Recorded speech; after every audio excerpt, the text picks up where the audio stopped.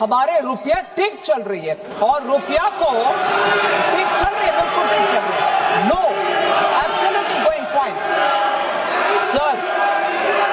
जब भी कोई हमसे डॉलर के बारे में पूछता है तो हमें मोबाइल निकाल करके चेक करना पड़ता है कि एक डॉलर अब इस समय कितने रुपए के बराबर चल रहा है। लेकिन कुछ दिन और रुक जाइए, फिर आपको कैलकुलेटर की या मोबाइल की आवश्यकता नहीं पड़ेगी, क्योंकि जल्दी ही एक dollar is equal to 100 rupees होने वाले हैं, 100 रुपए होने वाले हैं। क्योंकि जिस तरह से डॉलर बढ़ रहा है और रुपया गिर रहा है, उससे 2, 4 या 10 दिनों में एक डॉलर 100 रुपए के बराबर भी हो जाएगा। फिलहाल एक डॉलर की कीमत 94 रुपए 88 पैसे है। लेकिन जो हमारी फाइनेंस मिनिस्टर हैं, जब एक डॉलर की कीमत लगभग 58 रुपए होती थी 2013 में, तो ये उस समय धरना देती थी और प्रेस कॉन्फ्रेंसेस में बोलबाला इनका चलता था कि जी रुपया इतनी तेजी से भाग रहा है, ये बहुत ही कंसर्न की बात है, बहुत ही चिंता की बात है। With a great sense of concern about the falling rupee, it is about to cross the 62 mark against the dollar. It's a very grave situation. यहाँ तक कि पीएम मोदी खुद ये दावा करते थे कि मैं सरकार में हूँ, मुझे मालूम है कि रुपया इस तरह से नहीं गिरता है, इतना तेजी से नहीं गिरता है। लेकिन अब जब वो 3 बार से लगातार प्रधानमंत्री बने हुए हैं, फिर भी उनके शासनकाल में जो रुपया है वो 58 रुपए से 94 रुपए तक आ गया है और वो इस मैटर में कुछ नहीं कर पा रहे हैं।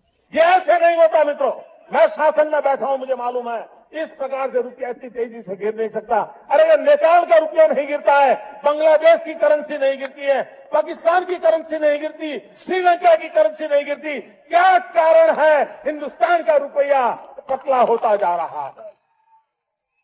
ये जवाब देना पड़ेगा आपको, देश आपसे जवाब मांग रहा है।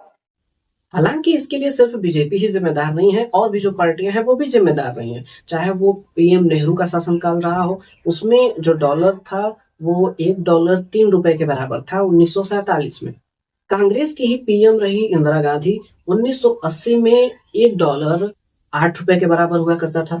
लेकिन 1999 में जब अटल बिहारी वाजपेयी की सरकार हुआ करती थी, यानी बीजेपी की सरकार हुआ करती थी, तो उस समय जो डॉलर था वो 1 डॉलर 43 रुपए के बराबर हो चुका था।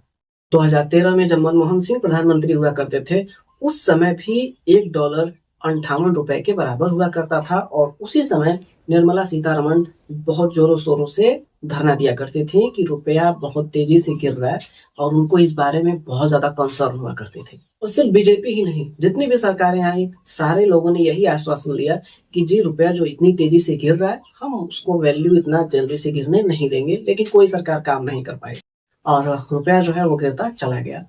Anyway, what's your take on this topic? You can submit it in the comment box. Baki, keep watching, keep loving, and thank you very much.